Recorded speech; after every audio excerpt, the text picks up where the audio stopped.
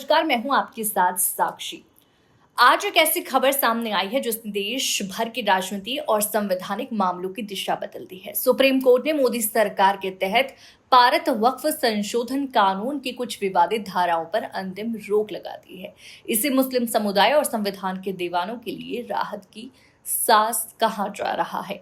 लेकिन ये कैसा निर्णय है, किस तरह की धाराएं रद्द हुई हैं और ये फैसले किस तरह समुदाय को प्रभावित करेंगे, ये सब आज विस्तार से जानेंगे। ये मामला उन याचिकाओं से जुड़ा है जिनमें तर्क था कि नया वक्फ कानून धार्मिक स्वतंत्रता, समानता और संपत्ति के अधिकारों के मूलभूत सिद्धांतों का उल्लंघन करता है। विरोधियों का कहना था कि ये कानून वक्फ संपत्तियों के प्रबंधन में सरकारी नियंत्रण बढ़ाएगा और मुस्लिम समुदायों के अधिकारों को सीमित करेगा। विशेष रूप से विवाद के केंद्र में वक्फ बनने के लिए 5 साल तक इस्लाम का अनुयायी होना जरूरी होने की धारा, वक्फ बोर्डों में गैर मुस्लिम सदस्यों की संख्या, कलेक्टर को विवादित वक्फ संपत्तियों से संबंधित फैसले लेने की शक्ति आदि। सुप्रीम कोर्ट ने 3 प्रमुख धाराओं पर अंतिम रोक लगाई है। पहली, 5 साल इस्लामिक प्रैक्टिस की शर्त।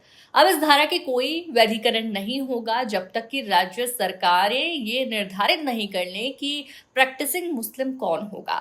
बिना नियमों के इस तरह की शर्त असंवैधानिक हो सकती है। दूसरा, कलेक्टर को विवादित संपत्तियों पर अधिकार। सुप्रीम कोर्ट ने कहा कि कलेक्टर को ये अधिकार देना शक्तियों के विभाजन के सिद्धांत के खिलाफ है।